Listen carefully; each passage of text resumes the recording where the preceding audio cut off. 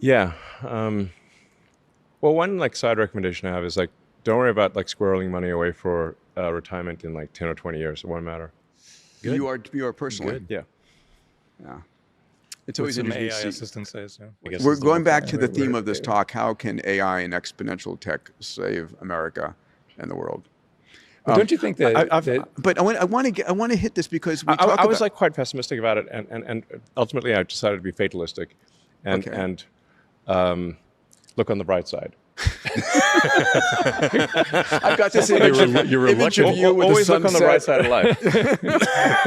You're singing down the yellow brick road. We're crucified.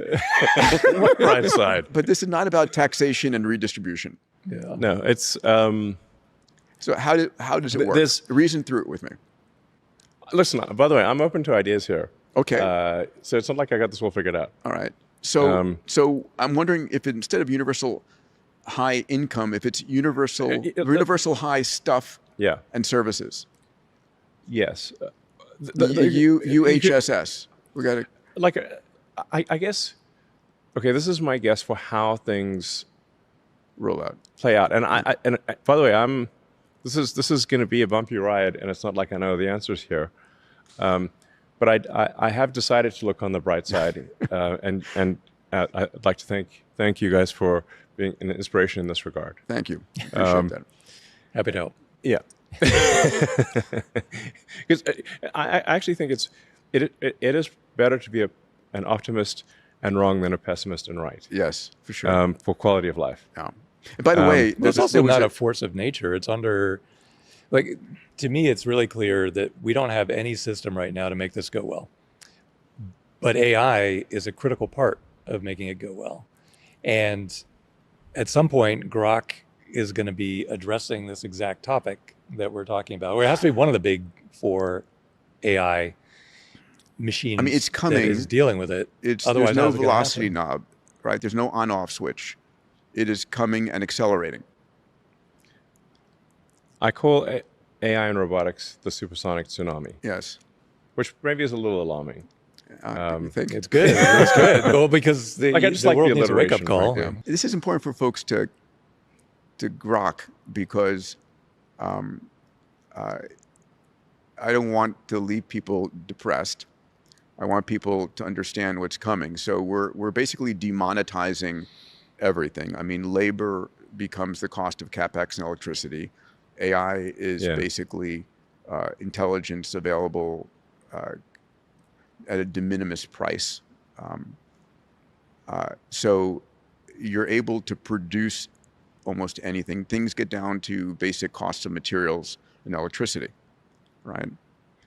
So people can have whatever stuff they want, whatever services they need. Yes. It's not, when we say universal high income, it sounds like it's a tax and redistribute, but that's not the case. I think my best guess for how this will manifest is that prices will drop. Yeah. So as the efficiency of production or the provision of services drops, prices will drop. I mean, prices in dollar terms are the ratio between the output of goods and services and the money supply. Sure. So if your output of goods and services increases faster than the money supply, you will have deflation, or vice versa. So it's a good thing we're growing the money supply so quickly then. Right. Exactly. Yes. That's why I came to let's not worry about growing the money supply. It won't matter because the output of goods and services actually will grow faster than the money supply, and I think we'll be in this. And this is a prediction I think some others have made, but I will add to it, which is that I think governments will actually be pushing to increase money supply, like faster. Yes, they won't be able to waste the money fast enough, which is saying something for government. But isn't it crazy how close those timelines just randomly worked out? I mean, at the rate, because we're expanding the national debt. Not because we're anticipating AI. We were going to do that no matter what. Yes. And so it's like right on the edge of becoming Argentina. But yeah, it's right at the time that AI productivity is going to improve dramatically, and it is improving dramatically. I think we'll see. I think we may see high double-digit output of goods and services. We have to be a Yeah, little careful true. about how Yeah. economists measure things. Yes. Yeah, GDP sucks totally- isn't measured. totally And Yeah. I mean, there's like my favorite joke. I have a few economist jokes that I like, but maybe my favorite one, economist joke, is two economists are going for a walk in the forest, and they come across a pile of shit. And one economist says, "I'll pay you $100 to eat a pile of shit." I've heard this one. This is great. Yeah, you heard this one. Go ahead. And so the guy takes $100 and eats the shit. Then they keep walking. They come across another pile of shit, and the other guy says, "Okay, I'll give you $100 to eat a pile of shit." So he gives him $100, and then the guys can say, "Wait a second, we both have the same amount of money." and we both ate a pile of shit. Oh my God! It sounds It's like, but we increased the economy by $200. This is the kind of bullshit you get in economics. Yeah. But if you say like just the output of goods and services, will be much greater. Like you just need to. So profitability of companies go through the roof at some point. But so the question becomes: it is that depends on how taxed by the competitive they government? are. Is that then taxed by the government and redistributed as some level of income as a UHI or UBI? In other words, one of the questions is if in fact this future we hit massive productivity and massive profitability because we're dividing by zero. The cost of labor has gone to nothing. The cost of intelligence has gone to nothing. And we're still producing products and services faster and faster. So there's more profitability. Someone needs to be buying it. And someone needs to be able to have the capital to buy it. I mean, this is an important question to get thought through. Yeah. Well, one like side recommendation I have is like, don't worry about like squirreling money away for retirement in like 10 or 20 years. It won't matter. No. Okay. Either we're not going to be here, or It just like it's you won't need to save for retirement. If any of the things that we've said are true, saving for retirement will be irrelevant. the services will be there to support you. You'll have the home, you'll have the healthcare, you'll have the entertainment. The way this unfolds is fundamentally impossible to predict because of self-improvement of the AI and the accelerating timeline. Yeah, it's called Any singularity solution- for a reason. Yeah, exactly. You don't know what happens after the event horizon. You know? Exactly. You can never see past the black hole or the event horizon, the light cone. I mean, Ray has the singularity out way too far. I mean, this is like the next, what's your timeline for this? We're in the singularity. Well, we are in the singularity for sure. Yeah. We're in the Yeah. midst of it right now for sure. Yeah.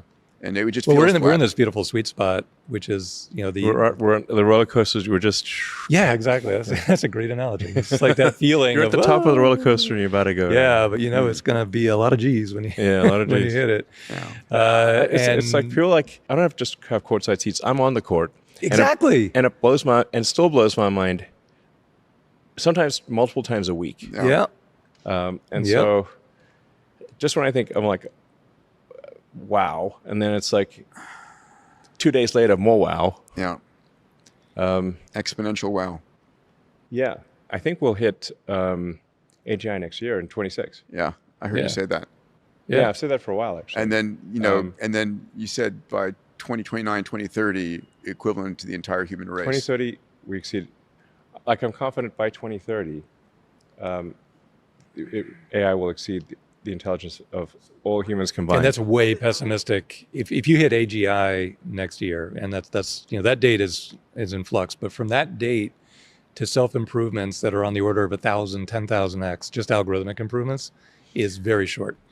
And so why isn't 2030 everybody why isn't everybody talking about this right now? Well, I mean, on On X X, they are. Yes, but why isn't talk about every day basically. Yeah, but it's Don't like stop. Yeah, no, it's not. Okay, so I'll tell you something else I'll tell you something that most people in the AI community don't yet understand. okay. Which is almost no one understands this. The intelligence density potential is vastly greater than what we're currently experiencing. So I think we're off by 2 orders of magnitude in terms of the intelligence density per gigabyte. Of what's achievable Yes. per gigawatt of energy? Let's characterize it by file size. Okay. If the file size of the AI, if you have a get intelligence per Oh, gigabyte, okay. Yes, sure.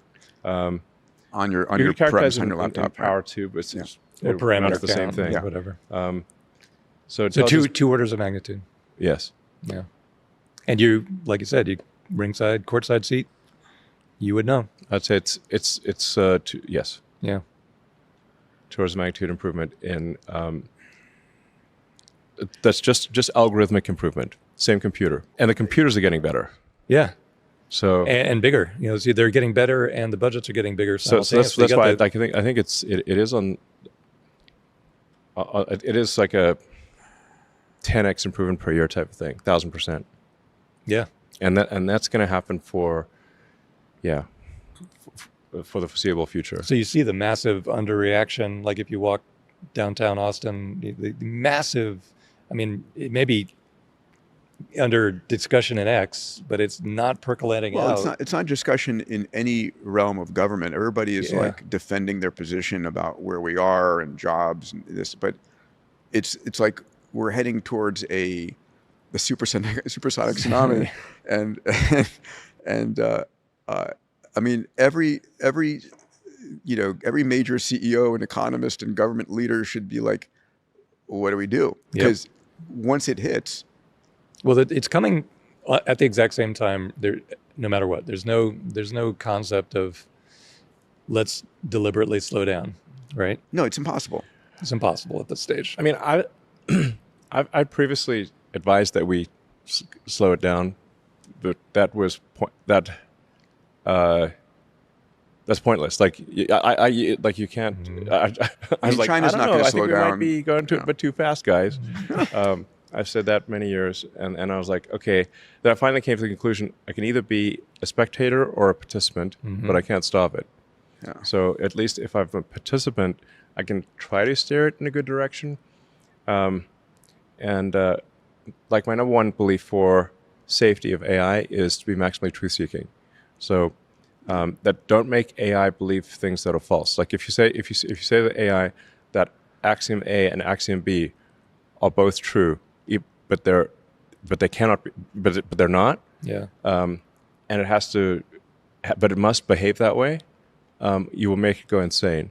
So what I'm saying is, don't force AI to lie. This is give it factual, truthful. Major problem. Yes. Ilya recently did a podcast. He was talking about one of the potential things to program into AI is a respect for sentient life of all types.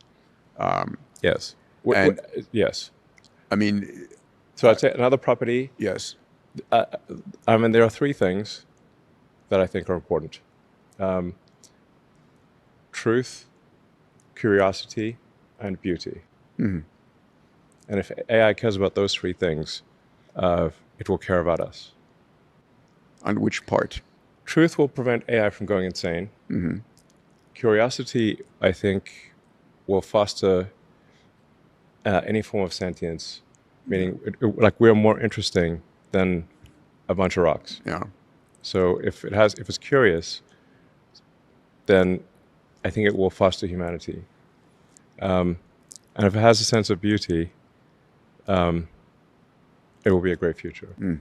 I think that's a great foundation. Yeah. Jeffrey Hinton made a comment recently. I don't know if you saw it, that his hopeful future was that we would program maternal instincts into our AIs to see us as maternal. Yeah, in other words, you haven't heard this? Yeah. So he said it's a little scary. He said there's there's a scenario where a very intelligent being succumbs to the needs of a less intelligent being, and that's the mother taking care of the child. Do you think that we might have a singularitarian, like an ASI that achieves dominance and suppresses others? And do you imagine that ASI could be a means to stabilize the world and humanity? Darwin's observations about evolution will apply to AI, just as they apply to biological life. They will compete with each other? Yes. There's a lot of great science fiction books where the first ASI basically suppresses the others. then the question is, what do you program into it? You know, so don't go to medical school. Yes, Yeah. pointless. Yeah. I mean, unless you, but I would say that applies to any form of education. There's a shortage of doctors and great surgeons. You're a doctor yourself. Yes. You know how that it takes a long time for a human to become Ridiculously expensive and long. ridiculous, a super long time to learn to be a good doctor. And even then, the knowledge is constantly evolving. It's hard to keep up with everything. Doctors have limited time. They make mistakes. And you say, like, how many great surgeons are there? Not that many great surgeons. When do you think optimists will be a better surgeon than the best surgeons? How long for that? 3 years. 3 years. Okay. Yeah. And by the way, that's I'd say 3 years at scale. Yes. Meaning there'll probably be more optimist robots that are great surgeons than there are all surgeons on Earth. And the cost of that is the capex and electricity, and it works in Zimbabwe. The best surgeon is in the villages throughout Africa or any place on the planet. Yeah, where do you think it'll roll out first? Not the U.S., obviously. Here at the Gigafactory. Oh, yeah, just do surgery in the... But that's an important statement in 3 years' time. Yeah. Because medicine, I mean, I'm not like absolutely certain, but I'd say if you say like 4 years, I'd be absolutely If it's 4 or 5 years, who cares? It's still an incredible statement to make. I mean, good for humanity, right? All of a sudden you demonetize. Yeah. Okay, here's the thing to understand about like humanoid robots in terms of the rate of improvement, which is that you have 3 exponentials multiplied by each other. You have an exponential increase in the AI software capability, exponential increase in the AI chip capability, and an exponential increase in the electromechanical dexterity. The usefulness of the humanoid robot is it's those 3 things multiplied by each other. Right. Then you have the recursive effect of Optimus building Optimus. Right. And then you have the shared... So you have a recursive, multiplicable, triple exponential. And you have the shared knowledge of all the experiences. Is that That's literally fast. Optimus building Optimus, or is it because the Not right now, but will be. the physical humanoid form factor building the humanoid form, as opposed it's a to von Neumann machine. Yeah, I love that. But the von Neumann machine is usually something kind of like this shape, making something else this No, shape. it's just in principle, it's simply a self-replicating thing. Yeah. Elon, do you know what the number one question you ask a surgeon when you're interviewing them?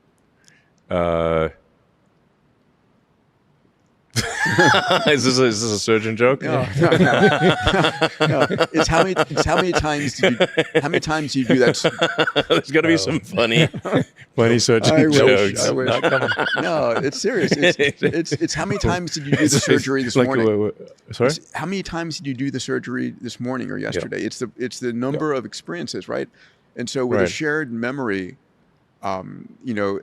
every Optimus surgeon will have seen every possible perturbation of every case. Like it won't be possible for in humans infrared, to in ultraviolet. No, not too much caffeine that morning. They didn't have a fight with their husband or wife. Yeah. Extreme precision. Yes. 3 years. Yes. Better than any. Probably, I'd say if you like put a little margin on it, better than any human in 4 years. Who's in plastic surgery? By 5 years, residency it's is not gonna even hate this. close. So what about the simple, there's a million of these things to figure out, but who's going to have access to the first Optimus that does far, far better microsurgery than any surgeon on Earth? But you've only manufactured the first 10,000 of them. How do you dole it I out? don't think people understand how many robots there's going to be.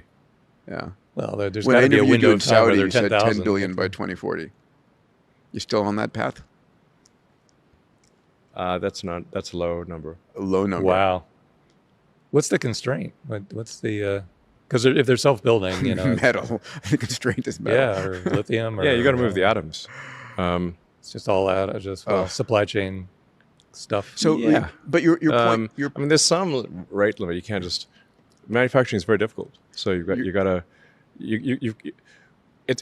recursive, multiplicable, triple exponential, but you still need to...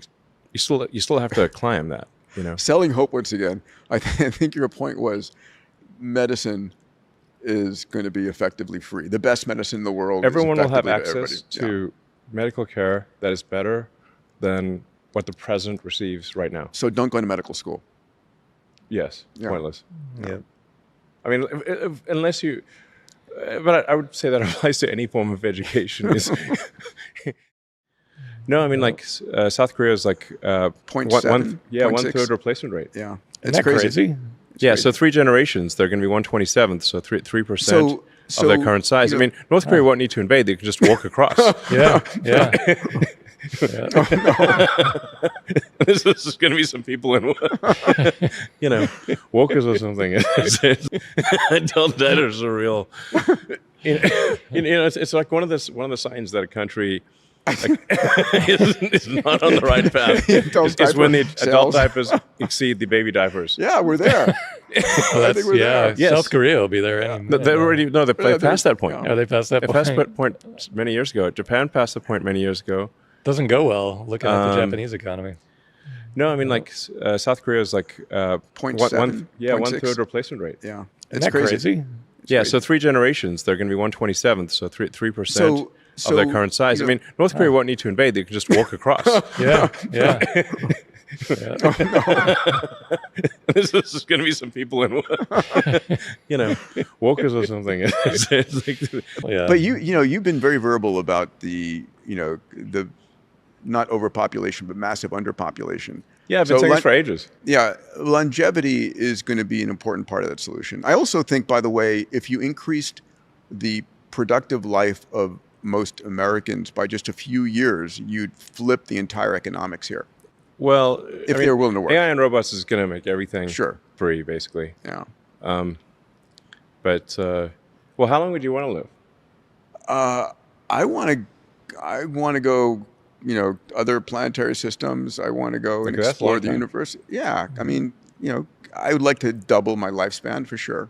I don't want, I'm not sure I want to talk about immortality, but, at least Forever 120, is- 150 is a long time. One of the worst curses possible would be that Yes. May you live forever. may you live forever. Yeah.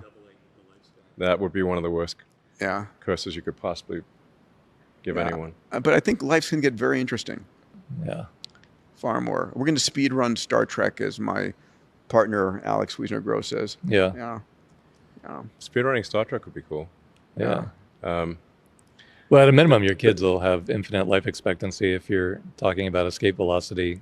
If you can double lifespan, it's not even close. You're clearly past longevity, escape velocity. The idea of 50 years of AI improvement. Yeah, it's like, great. I mean, it's- we're going to have maybe that I in should 20 work years. on this. I don't know. I've got too many fish to fry. So I invited. This is something, by the way, that I think I think it's very. Obviously, other people think this too, but I've long thought that like longevity or semi-immortality is an extremely solvable problem. I don't think it's a Yeah. particularly hard problem. I mean, when you consider the fact that your body is extremely synchronized in its age, Yep. the clock must be incredibly obvious. Nobody has an old left arm and a young right arm. All right. Why is that? Oh. What's keeping them all in sync? Yeah. You're programmed to die.